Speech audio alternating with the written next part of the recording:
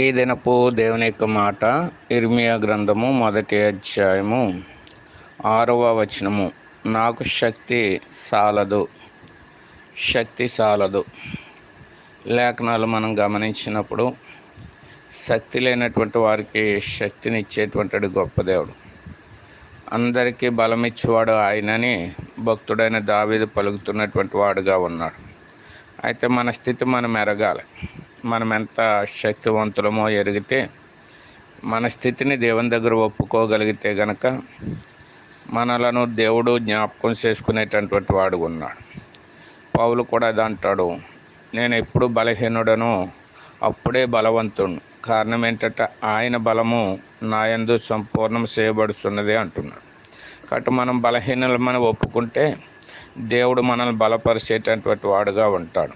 లేఖనం చెప్తుంది, తను తాను తగ్గించుకున్నవాడు హెచ్చింపబడతాడు.